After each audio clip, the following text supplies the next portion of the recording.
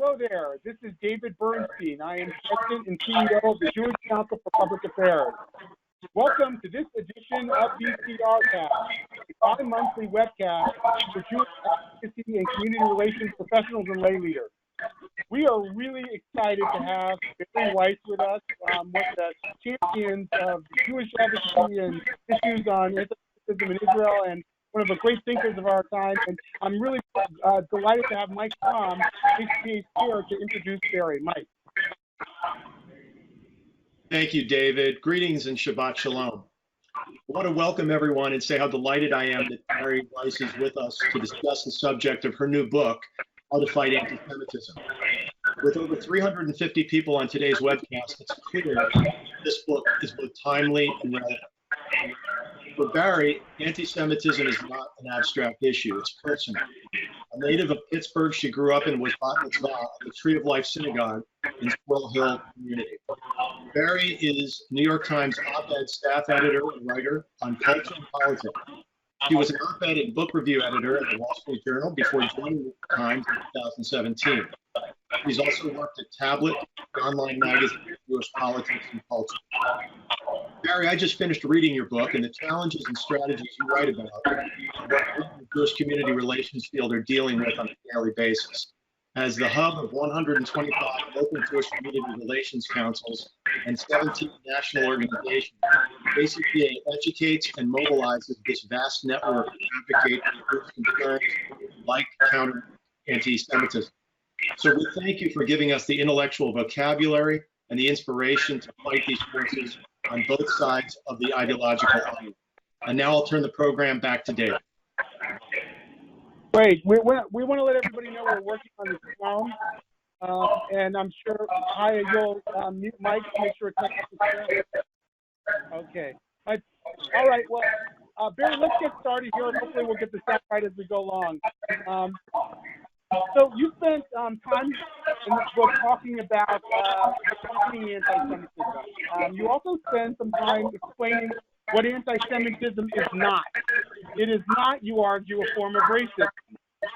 It is not, you argue, just mere anti-Jewish prejudice. Talk about what anti-Semitism is and is not. So first of all, thank you so much for having me. I'm sorry for the weird sound delay that I'm experiencing, so maybe you guys are too. Maybe just close your eyes and you can listen a little bit better. So why is anti-Semitism not racism? Let's start there. Anti-Semitism can very much present itself as a form of racism, right? When we think about the country club that doesn't allow Jews, you know, for our grandparents' generation, the white shoe law firms that wouldn't let anyone with the last name Cohen become a partner. These are what I think of as sort of anti-Jewish prejudice. And I make a distinction between that kind of prejudice, which is immoral, vile, and certainly inconvenient in the life of individual Jews, and anti-Semitism, which is a conspiracy theory that seeks to eliminate Jews and Jewish civilization. What anti-Semitism is the ultimate conspiracy theory. All comes from the Jew and all returns to the Jew, said Edouard Drumont, who was a famous French anti-Semite who started something called like the Anti-Semitic League in France in the 1800s.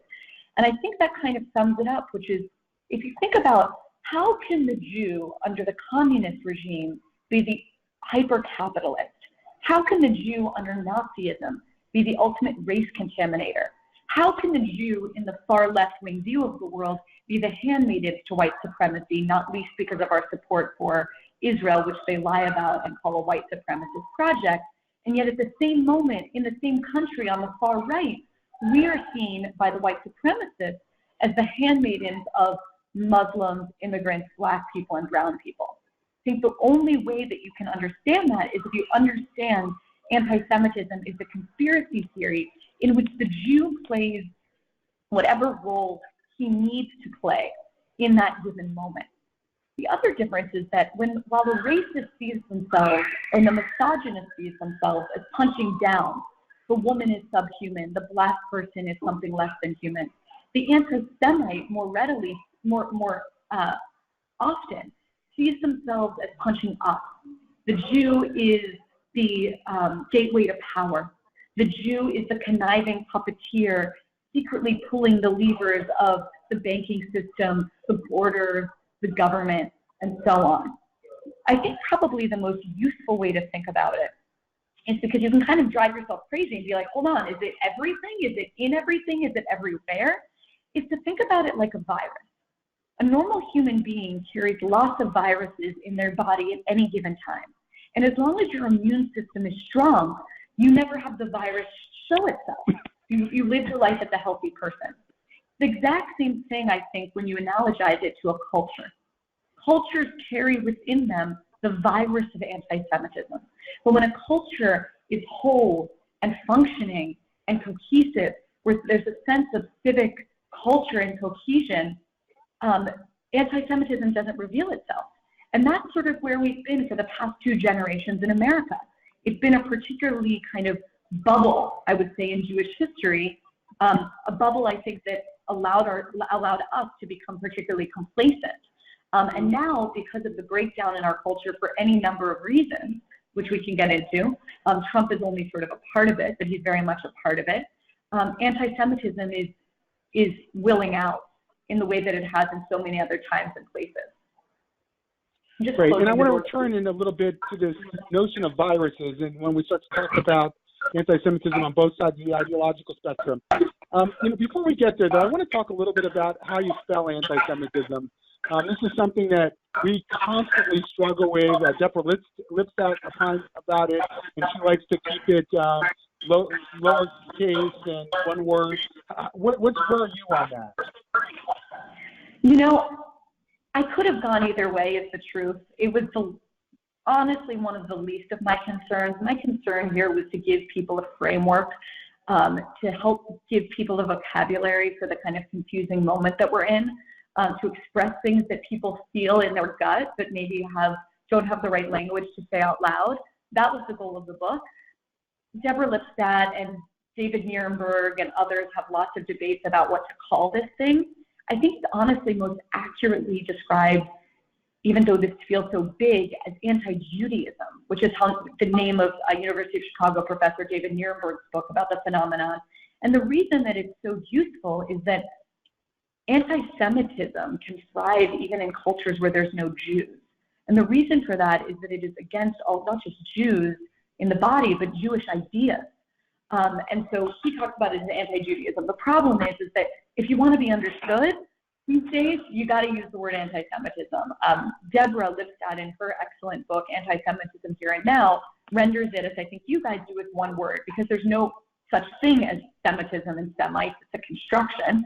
And so therefore, you can't be an anti-Semite in the way you are anti-vaccine, let's say, or anti-woman. I went with the hyphen just because it's the most widely used, and I didn't want people to get distracted. But to me, it's much less important than expressing the way it actually presents itself in our moment. Great. So you discuss anti-Semitism on both sides of the ideological spectrum. Obviously, you start out by talking about tree of life when you grow up, but you also go into left-wing anti-Semitism. How are they the same and how are they different? Okay, so I'm going to use the analogy that, apologies if you've heard this before, I just think it's the most useful thing, which is Dara Horn's, I hope now famous formulation. I'm trying to make it famous. I write about it in the book and I talk about it all the time. And she says that all anti-Semitism in Jewish history can be divided into Purim anti-Semitism and Hanukkah anti-Semitism. Purim anti-Semitism is frankly the kind that I would say Ashkenazi American Jews are most familiar with. And the reason for that, of course, is because of our recent history in the Shoah. Purim anti-Semitism, as in the Purim story itself and, with Haman's intention, is very clear and it's very blunt in its aims. It's kill all the Jews. As the Pittsburgh killer said when he walked in a tree of life, all Jews must die. And today, that Purim anti-Semitism is very apparent in Hamas, in Iran, and in the white supremacists who are taking weapons of war, some of which are legally purchased, and walking into our synagogues and killing us. The one positive thing with this kind of anti-Semitism, which certainly is far more physically lethal, is that there's a consensus around what it is, because it doesn't try to pretend to be something that it isn't. Hanukkah anti-Semitism, which, the notions of left and right don't really track into Jewish history in quite the same way. It's ahistorical, but let's bluntly talk about it that way. Hanukkah anti-Semitism says to the Jews, as the Hellenists did in Judea when they conquered Judea, you can remain Jews. All that's required for you to be Jews, to be acceptable to us, is to flush thousands of years of Jewish civilization down the toilet. And we're going to ask you increasingly to disavow and to distort and to throw away more and more and more of the things that actually make you who you are. And I think that's a lot of what we're seeing. That is sort of the bargain increasingly, or the ultimatum maybe is the right word, that the far left is asking of Jews. And they're not asking us, as in the Soviet Union, which is a key example of Hanukkah anti-Semitism, to disavow a religious practice, right? Because that was the thing that was unacceptable and grotesque to the Soviet regime. What they're asking us to disavow is any signals of Jewish power. And the most powerful totem of Jewish power, of course, is the state of Israel. What I think left-wing anti-Semitism does, it doesn't, obviously, the people that are part of that view of the world, they're not the kind of people that walk into a synagogue and say, all Jews must die. It's different than that. It's institutional, and it cloaks itself in the language that is a siren song to Jewish ears. It's the language of anti-racism, of progressive politics, of social justice, of all of the things that American Jews rightly pride themselves as sort of having been at the forefront of. So it can be very seductive, and it can be quite confusing because there are also Jews that participate, as they always have, in this kind of anti-Semitism. And that gives cover to the regime or, the force trying to push it. So it's much more confusing, and it tears us apart in a way that anti-Semitism from the far right doesn't. So there are different kinds of threats. One is a threat to our physical lives, which is obviously urgent. I think that goes without saying. The other one is a threat to kind of our civilization, our standing in institutions that we thought were our homes, places like universities, the press, the Democratic Party, the Labour Party in England, obviously very different stages of it, but I think one of the fears is that the Corbynization of the Democratic Party over time, anti-Semitism has become something in that party that's certainly not accepted, but it's sort of politically survivable. And that is a really, really bad sign. I'll leave it at that for now. I'm sure we'll get to BDS. Right. Sure. David Sousa, the Jewish Journal editor in Los Angeles, actually pushes back against this idea that left-wing anti-Semitism is less lethal. And he argues that left-wing anti-Semitism unleashes the virus of mass destruction against Israel. Do you agree with that notion that it's also lethal in its own way, but just differently than right-wing anti-Semitism is in the U.S. and Europe? I think it's just a slower burn proposition. What it does is that it opens the space for anti-Semitism to thrive. And let me tell you how it does that. BDS has been unsuccessful, right, in the sense that it's barely passed on college campuses. It gets shut down by administration. And frankly, people in the Jewish institutional world who spent a lot of time in Capitol fighting it can say, hooray, we beat it. But in fact, the ultimate goal of BDS, and I think they've been very successful at this, is not actually hurting the economics of the state of Israel. It's making the space for Jews and normative Jewish ideas like Zionism. It stigmatizes the people who hold those ideas, and then it stigmatizes the people that hold those ideas. So if BDS insists that Israel is a white supremacist project and that Zionism is racism, okay, then Zionists are racist. And we know in our culture that racists should be stigmatized. Talk to any college student, talk to any student on a college campus right now. That is the kind of thing that they are encountering.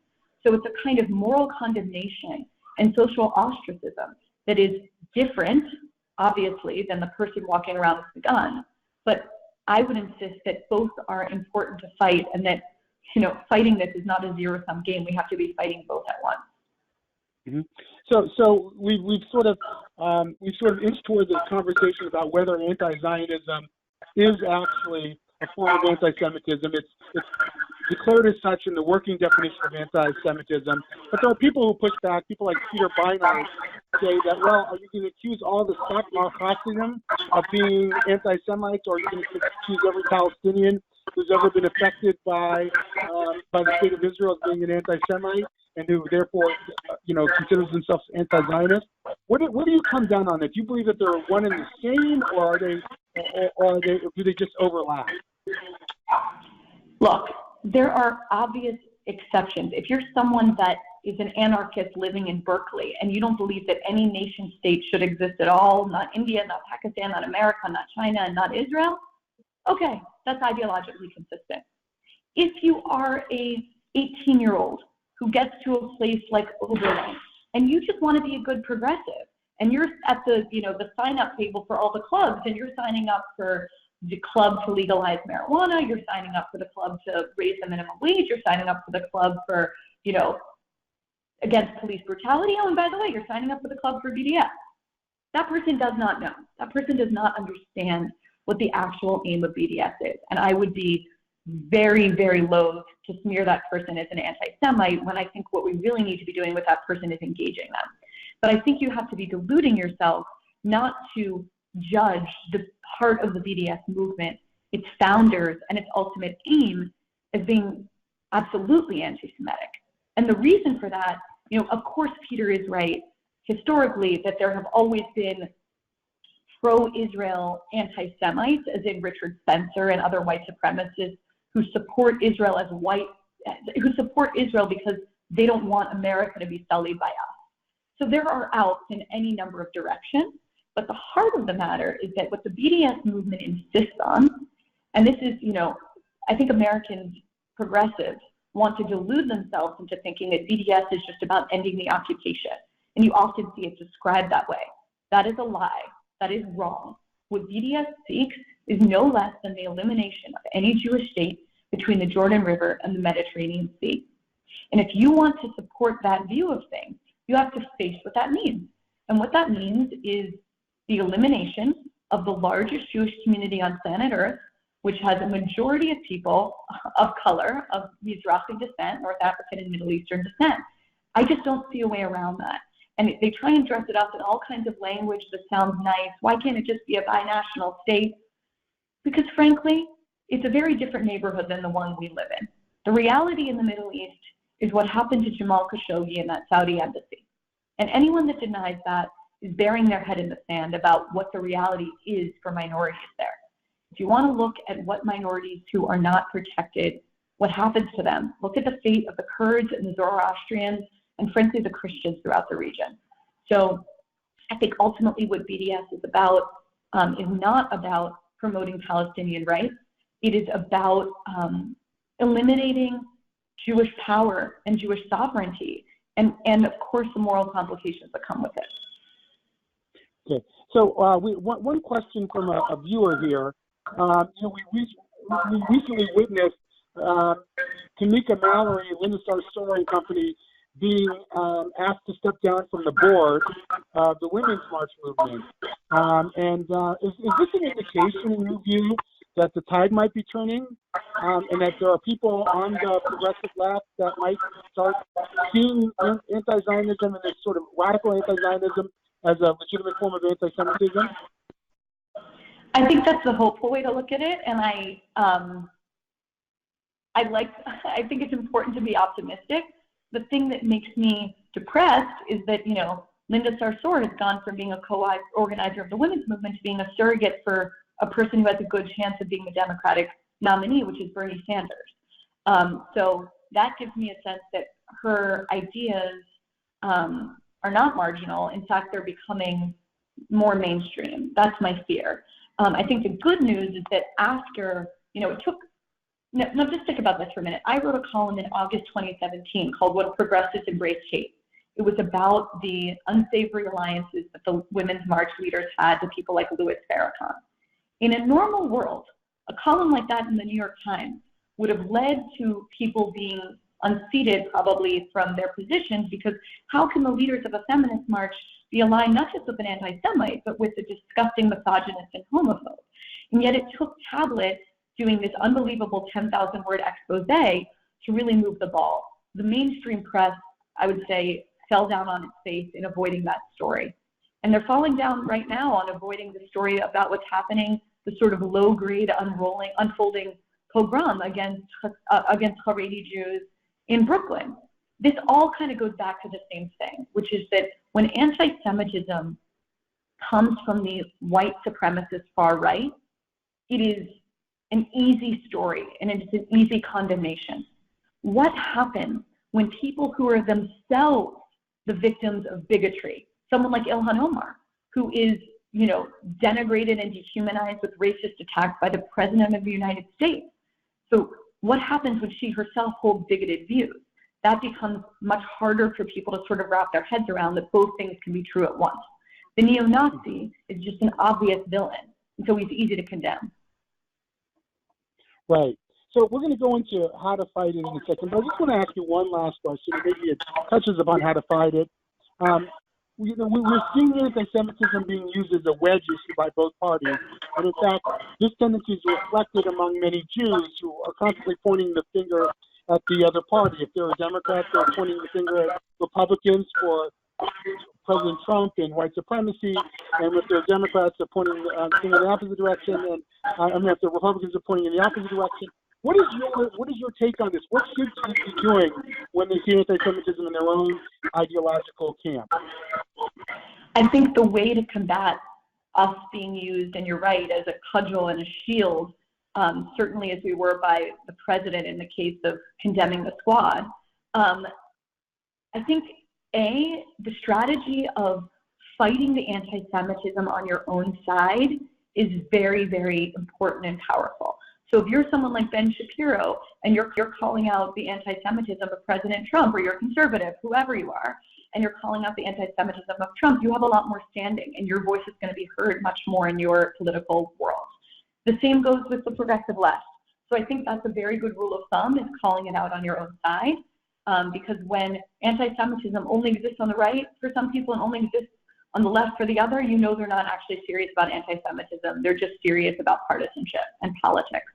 And the other thing I would say is, this is basic, but like Ahavat Israel, like Jewish unity, love of fellow Jews. There are way too many Jews that I know who fundamentally do not see the Jew walking around Crown Heights with a shtreimel as being of their tribe. That needs to end immediately. Those people are the tip of the spear, because we can pass. I walk around, and maybe some people know I'm Jewish, but some people might not. Someone who walks around every day in the city with a black hat on their head, or tzitzit hanging out, or a young kid wearing a kippah or magen david, those people are sort of the tip of the spear in a way. That's probably the wrong analogy, but you know what I mean. And we need to be seeing our fellow Jews of any stripe as being a part of us, and that an attack on them is an attack on us. And if they are not safe, none of us are safe. Right. Just so you know, we are organizing a solidarity mission with JCRC in New York to go and visit the Crown Heights community and express our solidarity with them. And we feel very strongly that this must be taken seriously by our own community and by the. I agree. And now that I just saw this morning that Bill de Blasio, thank God, finally dropped out of the presidential race, maybe he can get it together to organize a Kippah march through Crown Heights. Great idea. We'll recommend it. Fighting anti-Semitism. One of the principles, and you give us several, is this Pittsburgh principle, which I think is really relevant to our field of community relations. Can you talk about the Pittsburgh principle in fighting anti-Semitism? Yeah. So the Pittsburgh principle is, there's a few things that connect to Pittsburgh, but I think one of the most amazing things to me, the thing that gave me hope during that terrible week, is that on the face of it, what happened in Pittsburgh was another anti-Jewish pogrom, right? And we know about hundreds of those throughout history. But you took a closer look, and it was in fact something of a radical departure, because in the past, and certainly even sometimes still in places like Europe, an attack on the Jewish, when the Jewish community was set upon, the surrounding community either sort of stood by or participated. In Pittsburgh, the opposite happened. What happened, and I will never forget being at the double funeral of the brothers David and Cecil Rosenthal and seeing Brett Kiesel of the Pittsburgh Steelers as a pallbearer. I will never forget opening the paper of record in Pittsburgh, the Pittsburgh Post-Gazette, and seeing the words, you know, in Hebrew script, Yikadal V'Kadash, on the cover of our local newspaper. I mean, if you just think for a moment about Jewish history, you see what an unbelievable departure this is.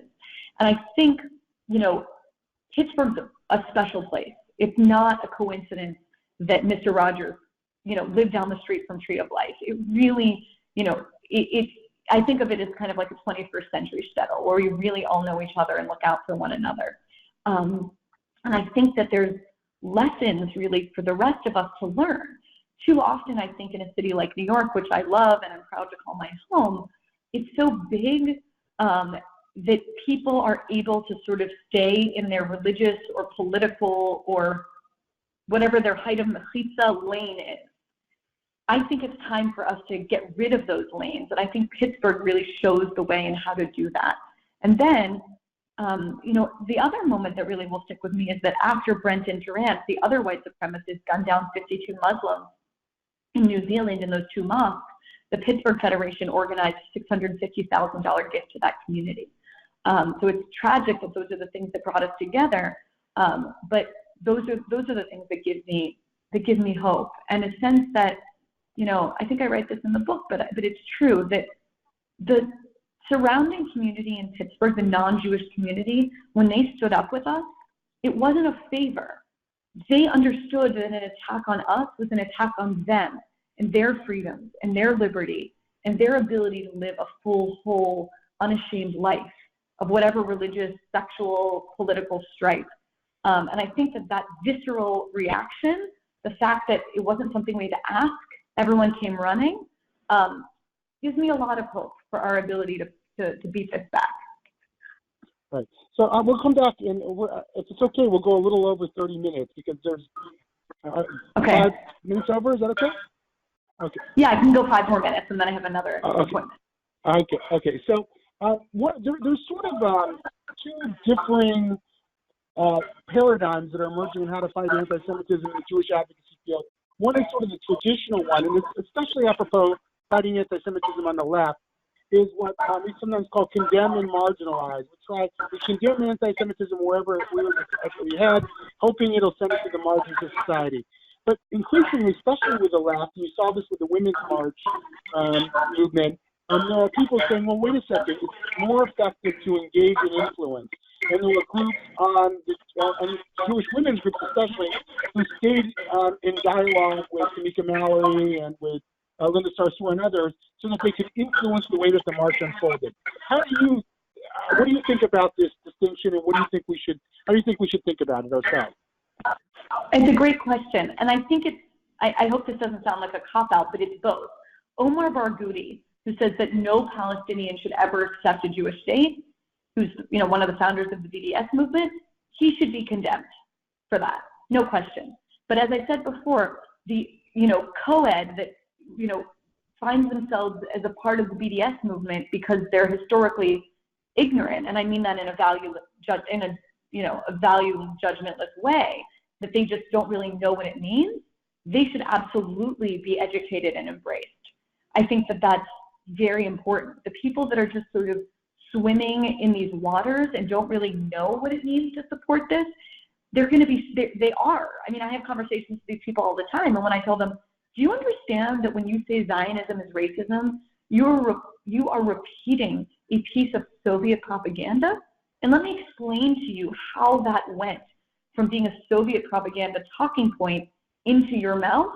They're shocked by it because that history is never taught, because people who generally, you know, don't know that much in general, but certainly don't know that much about us and our history. So I think it's on us to be educating the people that are just sort of going along and don't really know what they're supporting.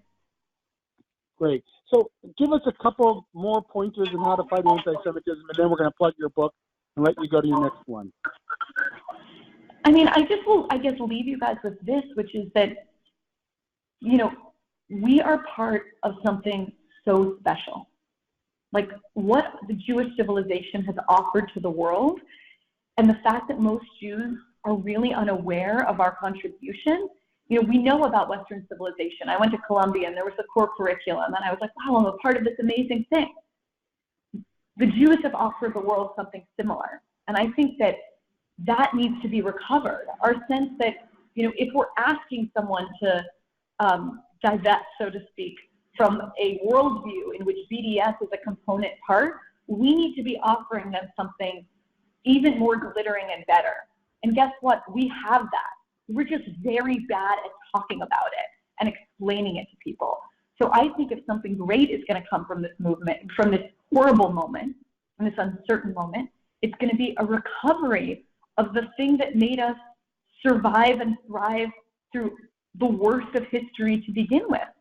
And we didn't survive all of these depredations and, you know, near elimination because we just, you know, fought people that hate us because we positioned ourselves as anti-Semites. No, we survived because we knew that we had something to offer the world. And to me, you know, I really believe in that. And I really have a sense of that in my own life. And I think the more that we can be recovering that and renewing it and trying to figure out, you know, for example, what does Jewish peoplehood look like in the 21st century, where we've largely returned to our ancient homeland, or we're living here in America, the greatest diaspora even still the Jews have ever known. What does it mean to be part of a Jewish people? There are just so many exciting questions that we can be asking and answering. And so that gives me a lot of hope. You know, I write in the book that we need to like lean into our Judaism, lean into what makes us different. Don't try and erase ourselves to fit in. So I guess I would leave it at that. And I think that that's maybe a nice thought to go into Shabbat with. But I hope you read my book because it talks about all of this in much more detail. Indeed. Look, it's How to Fight Anti-Semitism by Bari Weiss. It's a great read.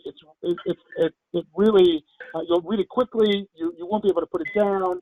And for those of us who do this for a living, and for those of us who do this as volunteer work, this is must reading.